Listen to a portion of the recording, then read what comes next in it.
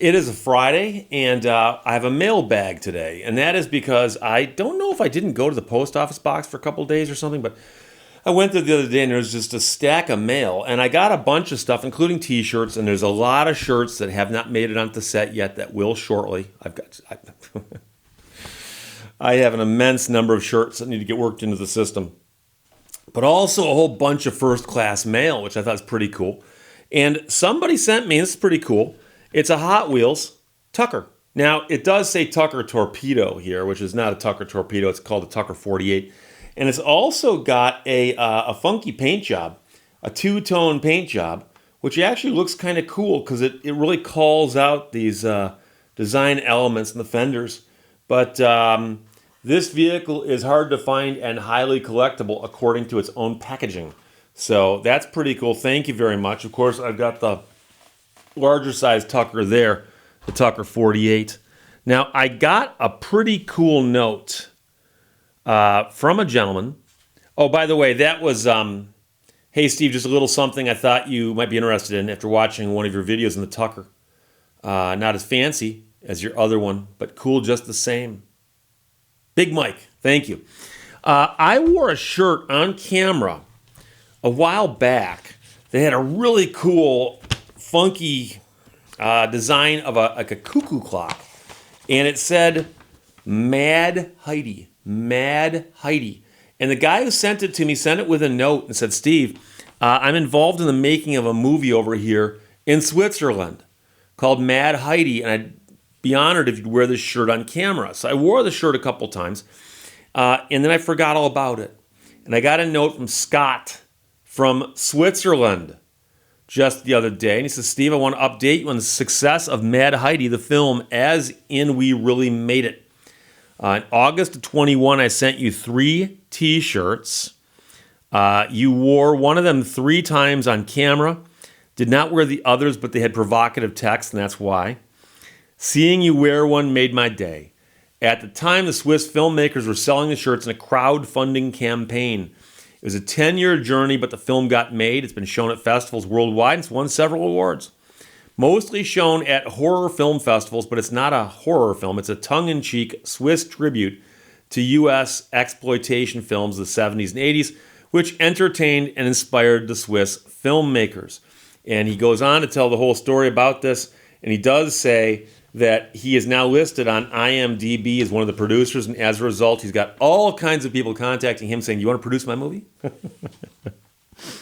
So he says, I know you're a busy man. There's tons of content competing for your eyeballs, but I hope you'll give our film a look. It's 90 minutes of your life, but I think you'd appreciate the humor and enjoy it. If you're not sure, check out the trailer on IMDb or YouTube first, but that would be Mad Heidi.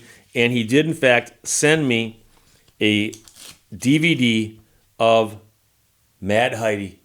The little girl from the Alps is back with a vengeance. And for some odd reason, she's wearing like one of those Swiss outfits, but she's got a samurai sword. Why not? Why not? So I did get a note here from a gentleman who says, Dear Mr. Lehto, I'm a viewer of your YouTube channel. Never knew I'd ever write to you or anyone based off of some social media site.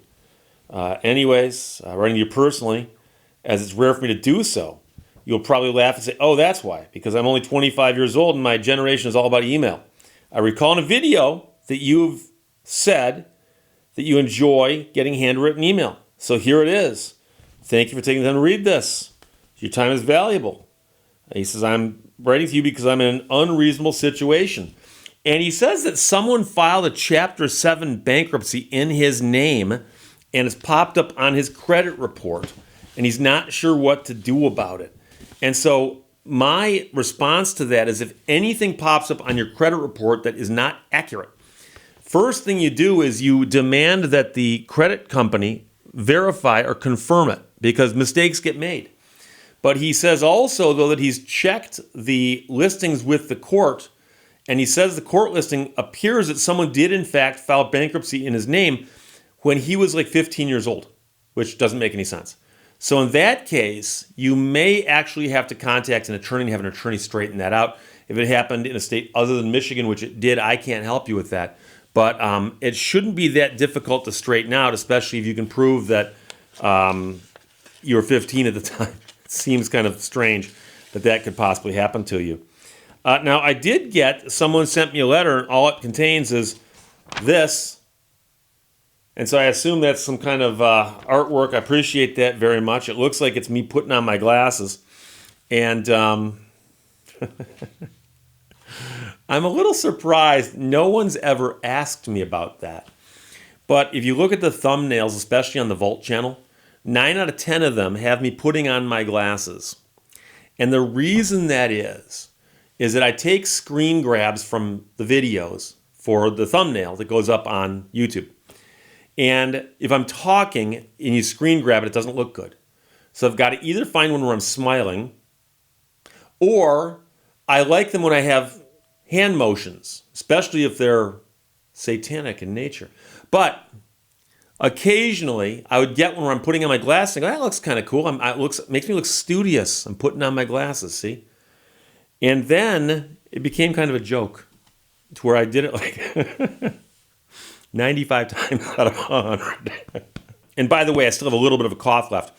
It's remnants of that cold I had a week ago, but we've had really bad air in the Midwest the last few days because of the forest fires in Canada.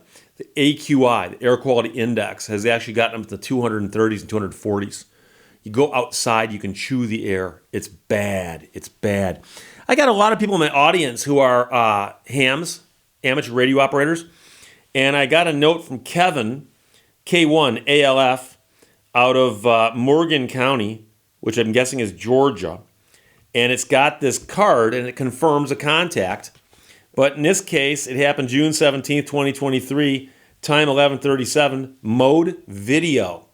That is, he saw my video. Thank you very much. It's a note that says, love your videos. They're a bright spot.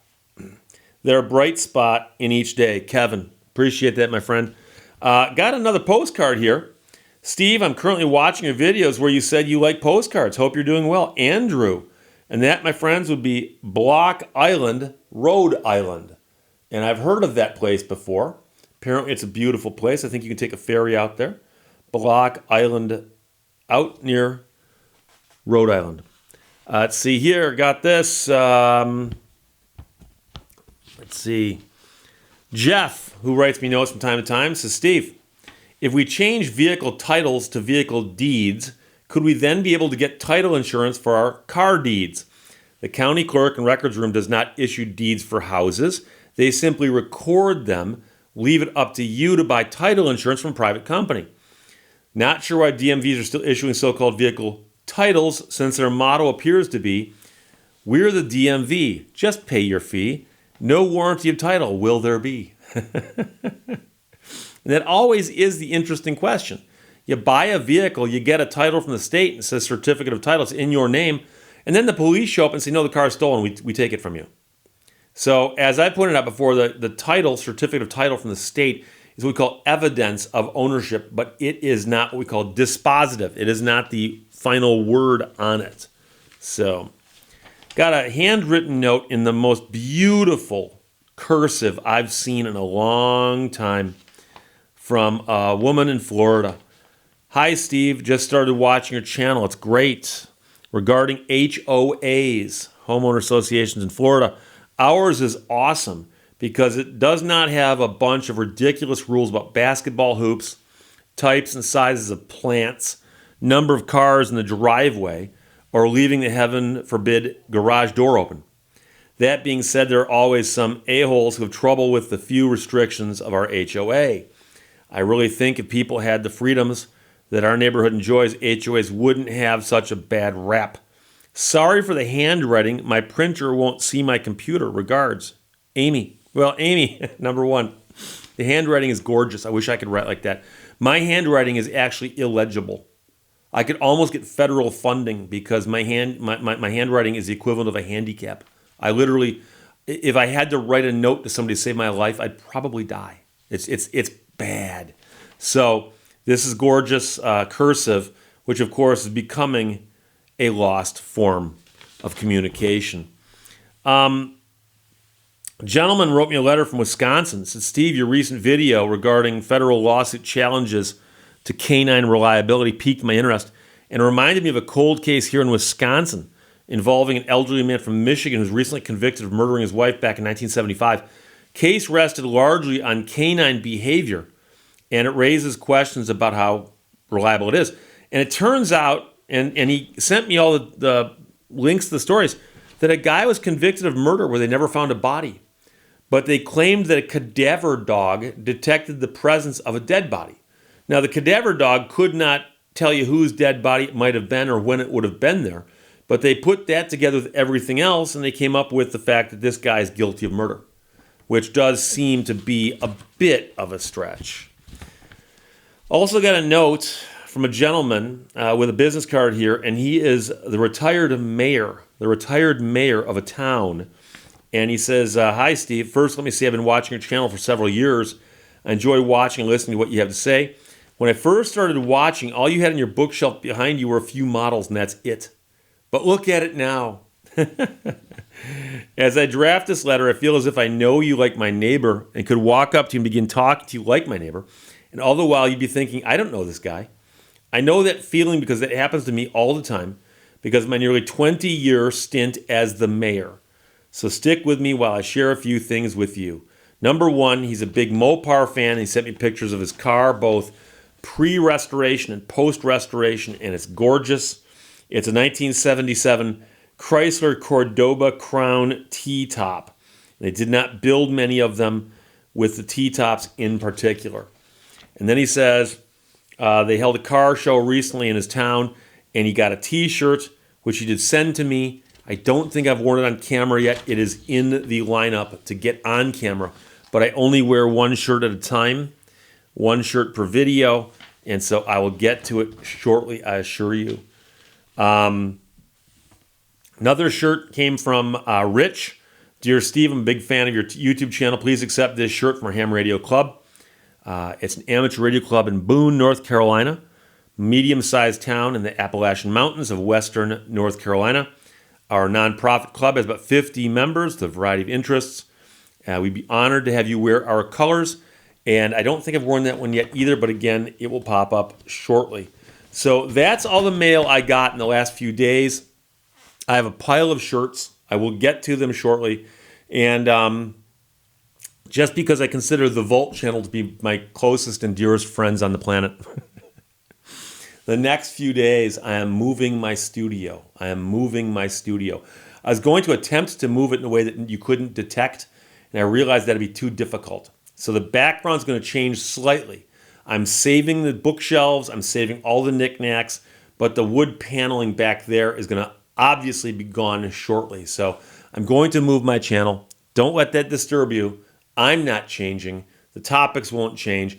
The sound might change temporarily until I dial in the new location, but we'll talk about that when appropriate. Otherwise, I'll talk to you later. Bye-bye.